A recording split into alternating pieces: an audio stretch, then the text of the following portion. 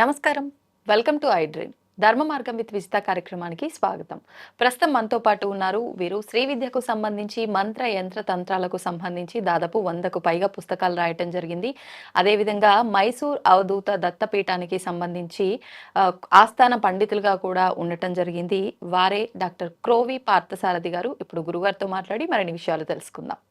నమస్కారం గురుగారు. గురుగారు, వివాహ తంతులో మంగళసూత్రాలు అని అంటే మనం ఆచరించేదైనా మనకు సినిమాల్లో చూపించేదైనా రెండే మంగళసూత్రాలు.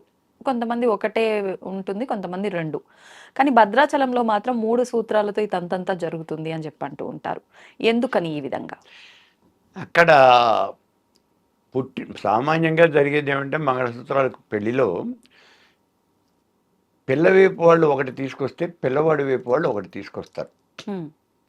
దానికి ఏదో లెక్క ఉంది, ఓ చిన్నమో లేకపోతే 2 చిన్నాలో ఉండాలి, అది అలాగే ఉండాలి, ఏదో ఇవన్నీ ఎవరి లెక్కలు వాళ్ళకు ఉన్నాయి.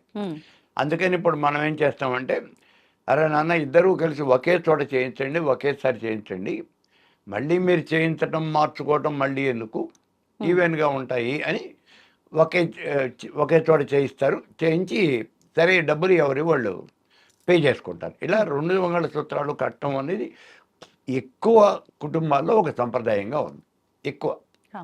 అయితే భద్రాచలంలోకి వచ్చేటప్పటికి ఆయన రామదాసు, నేనే కదా ఈ ఆలయం అది అంతా కూడా పునర్నిర్మాణం చేయిస్తూ ఉన్నది, మరి నేను సీతాదేవికి తండ్రి లాంటి వాడిని, అందుకని చెప్పి నేను ఒక మంగళసూత్రం ఇస్తాను అని చెప్పేసి ఆ రోజుల్లో ఆయన కూడా ఒక మంగళసూత్రం చేయించాడు.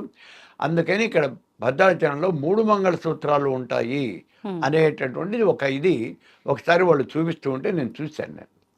సరే, ఇంకా ఈ మంగళసూత్రాల మీద వచ్చేది ఏమంటే, కొన్ని చోట్ల ఈ మంగళసూత్రాలు ఒకటి మాకు అచ్చిరాలేదండి, మేము ఇవ్వమండి అంటే ఒకటే మంగళసూత్రం కడుతూ ఉన్నారు. అంటే అప్పుడు పిల్లవాడి దగ్గర నుంచి వచ్చింది. అసలు మంగళసూత్రం కట్టమని ఏమన్నా ఉంది అక్కడ? మీరు అనుకుంటున్నట్టుగా ఇప్పుడు ఈ బంగారపుతో చేయించినటువంటి ఆ మంగళసూత్రం ఏదో అంటున్నారు కదా, దాన్నే మనం కట్టాలి అని ఏమన్నా రూల్ ఉందా మనకి? ఎక్కడైనా ఒక నియమం ఉందా? ఒక శాస్త్రం ప్రామాణ్యం ఉందా? అలా ఏం లేదు. ప్రతి వాళ్ళు బంగారంతో చేసినటువంటి మంగళసూత్రాలే కట్టడం లేదు. ఒక్కసారి ఆలోచించుకోండి. ఇప్పుడు మీకేదో డబ్బులు ఉన్నాయి కాబట్టి మీరు బంగారంతో మంగళసూత్రం చేయించుకున్నారు, బాగానే ఉంది. మరి మా ఇంట్లో పనిచేసే అమ్మాయి ఉంది, అమ్మాయి మెళ్ళో ఈ బంగారంతో చేసిన మంగళసూత్రాలు ఏం లేవే, మరి వివాహ సమయంలో వాళ్ళు ఏం కట్టడం లేదా, పుస్తలు కట్టడం లేదా అంటే పసుపు తాడు తీసుకొచ్చి ఆ పసుపు తాడికి ఒక పసుపు కొమ్మను కట్టి అదే మంగళసూత్రం. కాబట్టి మంగళసూత్రం అనేది ఇలాగే ఉండాలి, దానికి ఇంత బరువు ఉండాలి, మన వాళ్ళు చాలా చెప్తూ ఉంటారు, దానికి ఇంత బరువు ఉండాలి, అదే శాస్త్రబద్ధం. మరి శాస్త్రబద్ధం అయితే వాళ్ళు పసుపు కొమ్మ ఎట్లా కడుతున్నారు? అసలు అది కాదు. ఒక మంగళమైనటువంటి సూత్రం, శుభప్రదమైనటువంటి ఒక తాడు, దానికి శుభప్రదం అంటే పసుపు తాడు అన్నారు. ఆ పసుపు తాడు కట్టేప్పుడు కూడా ఏం చేస్తారు, ఈ పసుపు కొమ్ము కట్టి ఎవరిది వాళ్ళే, అంటే పసుపు కొమ్ము కట్టేసి ఇదేమో పెళ్లి కొడుకు వాళ్ళది, ఇదేమో పెళ్లి కూతురు వాళ్ళది, 2 పట్టుకొచ్చి మెడలో కడతారు. మరి 2 కట్టాలిగా మంగళసూత్రాలు, అందుకని ఆ 2 కడుతున్నారు, అవి సరిపోతాయి. ఇక్కడ మనకి తెలియనటువంటి విషయం ఇంకోటి ఏమంటే, శ్రీకాకుళం జిల్లాలో లక్ష్మీపురం, అది ఒక చిన్న గ్రామం. అక్కడ దగ్గరగా అందరూ కూడా ఈ చేపలు పట్టేటటువంటి వాళ్ళే ఉంటారు అని చెప్తూ ఉంటారు. దగ్గరగా ఊరంతా వాళ్ళేను అని. వాళ్ళకు వింతైనటువంటి ఆచారం ఉంది. ఏమిటి అంటే, ఆడపిల్లే మంగళసూత్రం కడుతుంది, మగపిల్లవాడి మెళ్ళలో ఆడపిల్లే మంగళసూత్రం కడుతుంది. అదే వాళ్ళ ఆచారం. అందులో వాళ్ళ పెళ్ళి అనేది సంవత్సరానికి ఒకసారే జరుగుతుంది. ఎప్పుడు పడితే అప్పుడు ముహూర్తం ఉండదు. వాళ్ళు ఏదో ఒక ముహూర్తం చూసుకుంటారు, ఈ ముహూర్తాన ఆ ఊళ్ళో ఉన్న వాళ్ళందరికీ ఒకేసారి సామూహిక వివాహం, అందరికీ ఒకేసారి జరిగిపోతుంది. ఇప్పుడు మనకు కూడా కొన్ని చోట్ల జరుగుతూ ఉంటాయి చూడండి, సామూహిక వివాహాలు అని చెప్పేసి జరుగుతూ ఉంటాయి. అలాగే సామూహిక ఉపనయనాలు అని, అలా వాళ్ళు సామూహికంగా ఒకేసారి జరిగిపోతూ ఉంటాయి. ఇలాంటి సంప్రదాయాలు ఇవన్నీ కూడా డిఫరెంట్ సంప్రదాయాలు. ఎవరి ఆలోచన విధానం, ఎవరి యొక్క నమ్మకాలు వాళ్ళవి. ఇప్పుడు వీళ్ళు ఇప్పుడు మనం ఇన్ని చేస్తున్నాము అంటే కొంతకాలం క్రితం మనం చాలా గట్టిగా విన్నాం. హిందూ సంఘాలన్నీ కూడా ఆ చర్యను చాలా గట్టిగా అబ్జెక్ట్ చేసినాయి.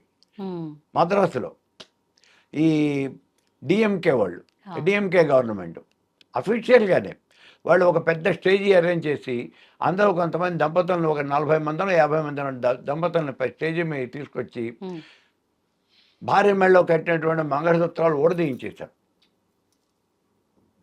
మనం మంగళసూత్రం కట్టడం అనేది పెద్ద ఉత్సవంలో చేస్తాం. వాళ్ళు ఉత్సవంలో తీసి ఆ మంగళసూత్రాలు తీయించి పారేస్తారు. మేమంతా ఇప్పుడు సుఖంగా కాపురం చేయటం లేదా అన్నారు. మంగళసూత్రం కట్టడం వల్ల మీరు కాపురం చేస్తున్నారు లేకపోతే చేయరు అని ఎవరు చెప్పారు? మంగళసూత్రం కట్టడం అనేది ఆ అమ్మాయికి పెళ్ళయింది అనే విషయం 10 మందికి తెలియటం కోసం. అంతే తప్పించి తాడు కడితేనే కాపురం చేస్తుంది లేకపోతే కాపురం చేస్తే అలా ఏం లేదు. నువ్వు రిజిస్టర్ ఆఫీస్లో సంతకం పెట్టుకున్నప్పటికీ కూడా నీ పెళ్ళి అయిపోయినట్టే లెక్క. గవర్నమెంట్ లెక్కలో, అఫీషియల్ లెక్కలో నీ పెళ్ళి అయిపోయినట్టే. కాబట్టి వాళ్ళిద్దరూ సుఖంగానే ఉంటారు. దానికి దీనికి సంబంధం లేదు. ఇది మన సెంటిమెంట్, మన యొక్క అలవాటు, మన సంప్రదాయం. దాని ప్రకారం మనం ఇలా చేస్తున్నాం. సరే, అది రూల్ ప్రకారం, చట్ట ప్రకారం చేసేవి అవి వేరు. ఇప్పుడు కొన్నిసార్లు ఈ సోషల్ మీడియా వీడియోల్లో మగవారి కాళ్ళకు మెట్టలు పెట్టినవి కూడా చూస్తాం గురు. అలా కూడా ఉన్నాయి. ఇప్పుడు చిత్తూరు ప్రాంతంలో, ఆ చిత్తూరు, పుత్తూరు ఆ ప్రాంతాల్లో మరి మోపిళ్ళకు కూడా మెట్టలు పెడతారు అనే ఒక సంప్రదాయం ఉన్నది అని విన్నాను నేను కూడా. అంటే నేనైతే చూడలేదు, కానీ వాళ్ళు పెడతారు. ఇప్పుడు డైలీ ఉంచుకుంటారంటారా? తంతు జరుగుతప్పుడే పెట్టి తీసేస్తారా? ఎలా నాకు తెలియదు, కానీ ఇవన్నీ నేను చూశాను. అయితే ఇంతవరకు నేను చూడనటువంటి సంప్రదాయం ఏమంటే, పెళ్ళైన తర్వాత ఆడపిల్ల పిల్లల్ని కంటుంది కానీ మగపిల్లవాడు పిల్లల్ని కంటాం, అదే నేను చూడలేని సంప్రదాయం ఇంతవరకు. ఇంకా అది భగవంతుడు సృష్టిలో మార్పు చేయాల్సిందే. అదే చూడలేదు. మిగిలినవన్నీ ఎవరికి వాళ్ళు ఇష్టం వచ్చినట్టు వాళ్ళ ఆచార ప్రకారం వాళ్ళు మార్చుకుంటూనే ఉన్నారు. సంతోషం గురుగారు, ధన్యవాదాలు.